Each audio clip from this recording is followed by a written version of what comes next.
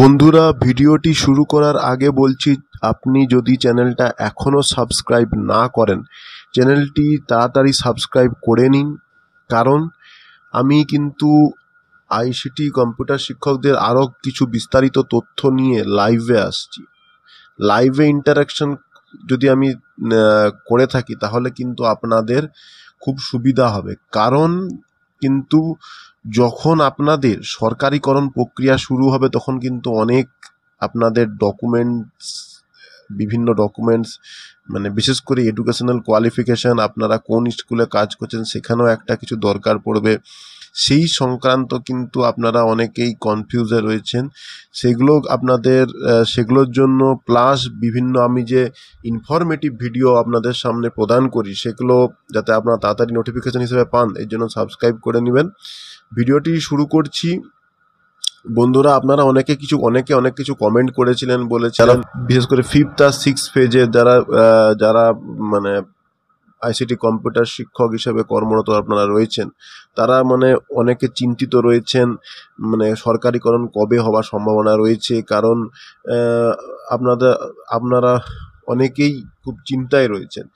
সেক্ষেত্রে কিন্তু আমি একটা কথা আপনার সামনে বলতে পারি, আপনারা দেখবেন এটা 2025 সাল, আজ থেকে ঠিক 5 বছর আগে বা 4 বছর আগে 2020-21 সাল, মানে এই ভোটের সময়ই কিন্তু ভোটের আগে বা ভোটের আগেই কিন্তু যারা 1st to 4th pay 6,500 plus ICT computer teacher রয়েছেন তাদের কিন্তু সরকারিকরণ এই সময়ই হয়েছিল।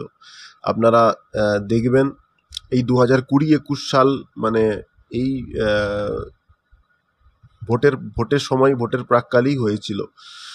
এইবার কিন্তু দেখুন, যখন আপনাদের সরকারিকরণ হবে তখন কিন্তু মানে একটা ফাইল থাকে, সেই ফাইলটা পাস হয় এবং আপনারা দেখবেন এই সময়ই এই ভোটের প্রাক্কালেই কিন্তু সরকারিকরণ হয়েছিল। মানে বিশেষ করে আমি ওই জন্যই বলছি এই সময়টা কিন্তু খুবই গুরুত্বপূর্ণ।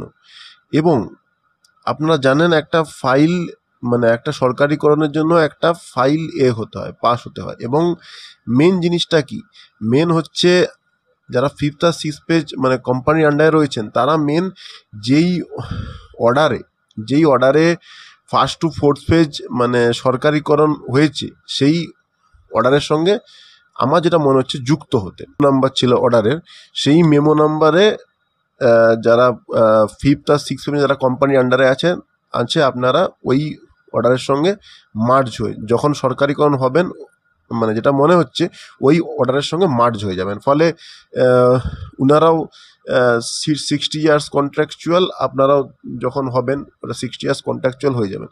বাকি তো আপনারা জানেন যারা 1st to 4th pay 6,500 plus রয়েছেন তাদের মার্চ মাসে 2024 সালে আমার যেটুকু মনে হচ্ছে মার্চ মাসে একটা তাদের বেতন বৃদ্ধির অর্ডার হয়েছিল, মানে যার ফলে মানে এক্সপিরিয়েন্সের ডেট অফ জয়নিং এক্সপিরিয়েন্সের ভিত্তিতে ওনাদের মানে মিনিমাম স্যালারি 20,000, এবার যাদের এক্সপিরিয়েন্স বেশি তাদের 22,000 25,000 এই টাইপের স্যালারি একটা স্ল্যাব ছিল। ঠিক আছে, এইবার আপনারা যখন আপনাদের সরকারিকরণ হয়ে যাবে তখন আপনাদের বেতনটাও অটোমেটিক্যালি 20+ আশা করি হয়ে যাবে।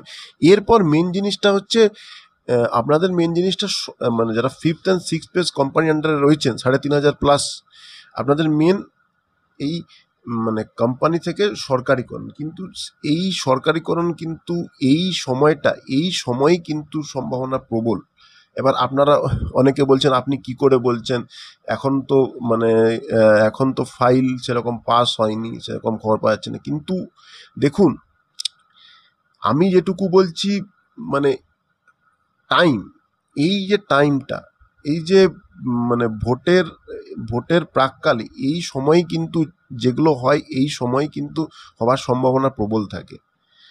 ঠিক আছে, যেমন আপনারা দেখবেন লোকসভা ভোট 2024 লোকসভা ভোটের সেই সময় কিন্তু আইসিটি কম্পিউটার টিচার যারা মানে 1st to 4th পেজ সরকারিকরণ যারা হয়েছে তাদের কিন্তু বেতন বৃদ্ধি হয়েছিল।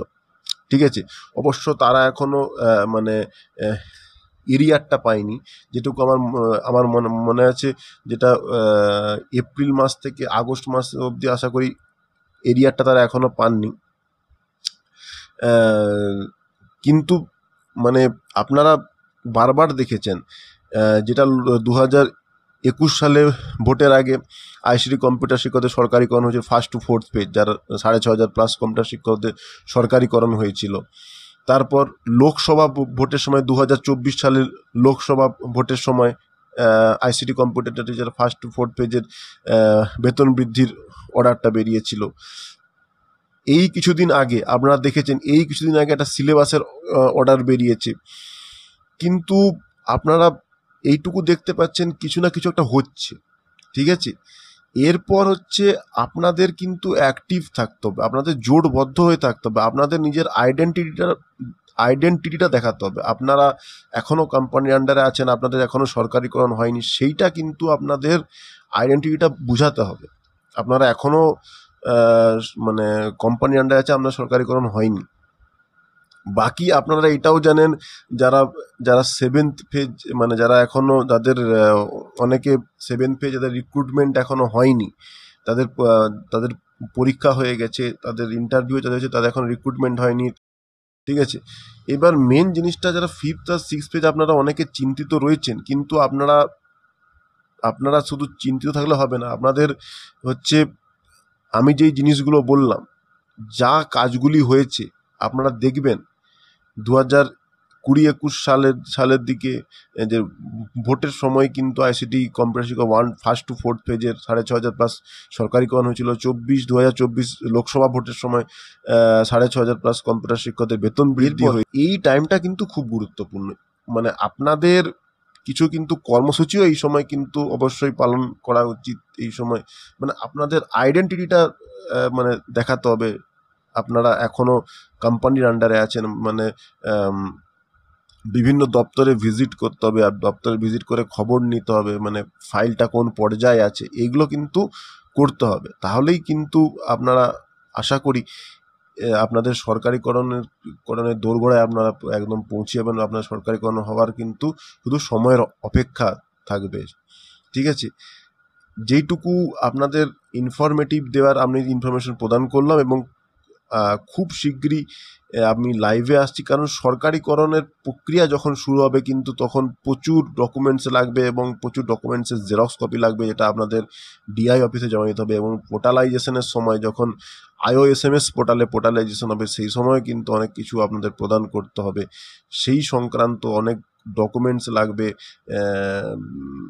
বিভিন্ন যেগুলো এলিজিবিলিটি ক্রাইটেরিয়া ডকুমেন্টস, যাদের BCMC আছে, BCMC এর এগুলো, বা যাদের গ্র্যাজুয়েশন প্লাস ডিপ্লোমা আছে, সেগুলো লাগবে।